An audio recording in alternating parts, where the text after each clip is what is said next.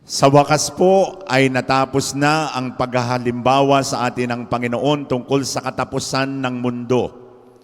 At ang ginamit po niya ngayon ay ang talinhaga ng puno ng igos. Kung matatandaan po natin, sinimulan ng Panginoon yung kanyang pagpapahayag ng pagkawasak ng templo ng Jerusalem. At pagkatapos ay nagtanong ang mga disipulo, kailan po magaganap ito? At sabi niya, huwag kayong matakot, malayo pa ang wakas, pero makakaranas kayo ng iba't ibang mga tanda sa kalawakan. Makikita ninyo at mararanasan ang kamanghamanghang mga pangyayari, mga lindol, mga baha, mga hihimatayin ang tao. At pagkatapos ay ipinaliwanag ng Panginoon ngayong araw na ito na kailangang makita natin ang halimbawa ng puno ng igos. Yung puno po ng igos ay napakaganda. Pero pag winter na, tila po patay na ang punong igos na ito. Pero makikita kayong may kaunting nagsisimulang magdahon pagkatapos ng winter. Kaunting-kaunti lamang po yun. Pero makaraan pong ilang panahon, ito pala'y tanda na ito ay muling tutubo, muling magiging malago at muling magdadahon at magiging berde. At ito ay simbolismo ng panibagong buhay. Kaya naman ano po ba ang mensaheng nakapalaman sa banal na ebanghelyo? Una po ay ang pananatili natin sa salita ng Diyos. Mawawala ang lahat. Heaven and earth will pass away. Heaven and earth will pass, but His words will always remain. At ang Kanya pong mga salita, ang siyang ating magiging salalayan at magiging po nating tungtungan upang makarating ang buhay na walang hanggan. Ano po ang magagawa ng salita ng Diyos sa atin? Una po, patitibayin ito ang ating pananampalataya. Faith will allow us to see, even in the ugliness of life, we experience the presence of God. At mararamdaman natin hindi tayo nag-iisa. Kasama natin ang Diyos. Ang pananampalataya ang magbibigay sa atin ng lakas para mapagtagumpayan natin ang mga pagsubok sa ating buhay. Pangalawa, ang pananampalataya rin po ay magbibigay sa atin ng isang katotohanan. Magpapaliwanag sa atin na mahal tayo ng Diyos sa kabila ng lahat.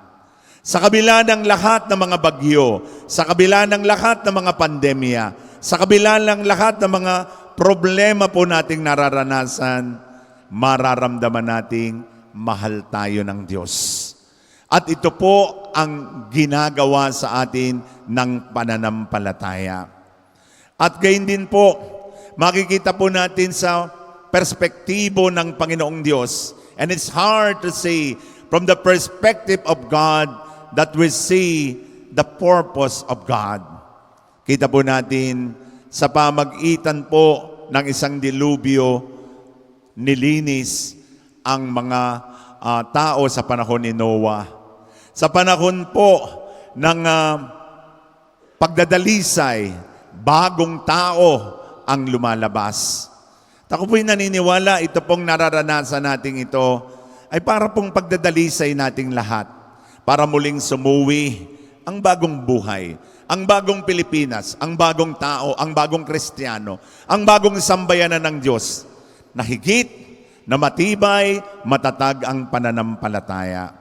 Kaya naman, sinabi niya kay San Pablo, ang biyaya ko ay sapat na para ikaw ay makatugon sa aking panawagan.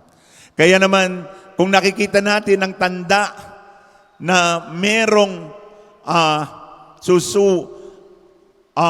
merong tutubo na bagong buhay sa pamagitan ng dahon mula sa nalalagas at mula sa tila patay ng dahon ng puno ng igos, tayo rin po ay makakaranas ng panibagong buhay sa pamagitan ni Kristo.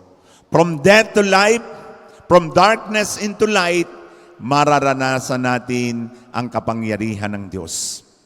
Lagi po natin tatandaan na meron po tayong 4 seasons in life. Kasi po, ang mga Israelita po bilang agricultural country, they measure time through the change of seasons. Sa pamagitan po ng pamumunga, ng kanilang mga tanim, paglalagas, doon nila binibilang ang mga araw.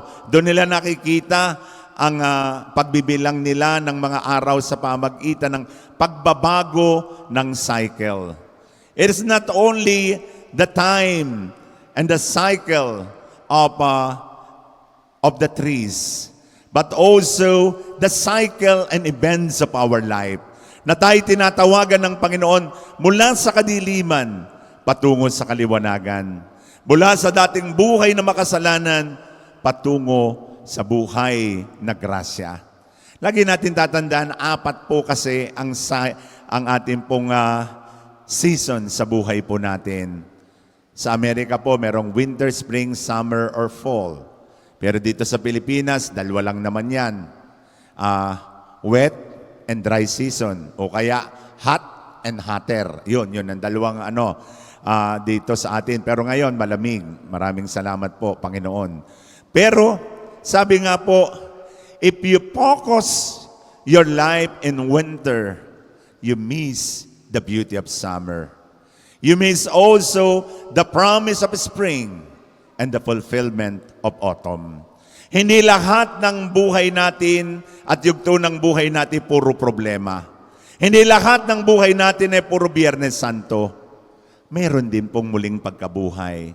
Meron din pong pag-asang sumisibol.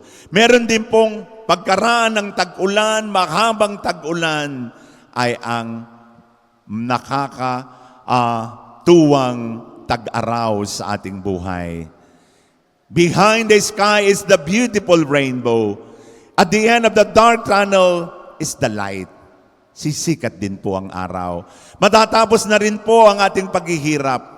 Hold on to your faith and believe God is in control of our life. Yes, we do not know what the future holds for us, but we know who holds the future, namely Jesus Christ, our Lord. Amen.